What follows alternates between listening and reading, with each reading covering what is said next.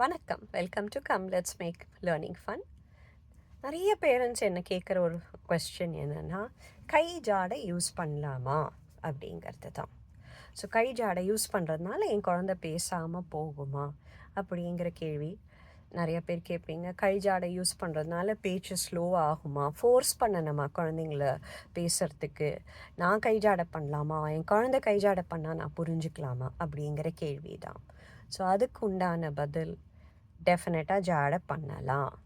குழந்தைங்க ஜாடையில் உங்களுக்கு சொன்னாங்க, என்ன வேணுங்கிறது புரிய வச்சாங்கன்னா அதை நீங்கள் கட்டாயமாக புரிஞ்சுக்கணும்.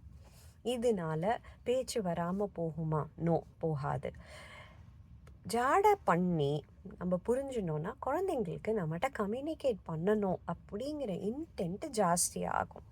ஸோ நம்மளோட கம்யூனிகேட் பண்ணணுங்கிற ஒரு இன்டென்ஷன் வந்தால் தான் அவங்க பேச முயற்சி கூட செய்வாங்க.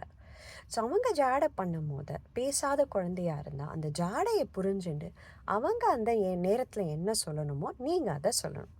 ஒரு உதாரணத்துக்கு, ஒரு தண்ணி பாட்டிலை காமிச்சு உங்கள் குழந்தை விரல் ஜாடை காமிக்கிறதுன்னு, நீங்கள் பாட்டில் எடுத்து தண்ணி வேணுமா, அம்மா தண்ணி வேணும்னு சொல்கிறியா, அம்மா தண்ணி தாங்க அப்படின்னு நீங்கள் சொல்லணும்.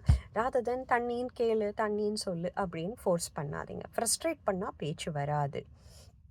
ஜாடை வந்ததுன்னா பின்னாடியே ஒரு கம்யூனிகேஷன் வரும் அப்படிங்கிற நம்பிக்கை டெஃபினட்டாக இருக்குது. அதே போல் பெரிய குழந்தைங்களுக்கும் நீங்கள் ஜாடை யூஸ் பண்ணலாம். ஜாடை யூஸ் பண்ணால் அவங்களுக்கு அந்த புரிஞ்சுக்கிறதுங்கிறது பெட்டராக இருக்கும்.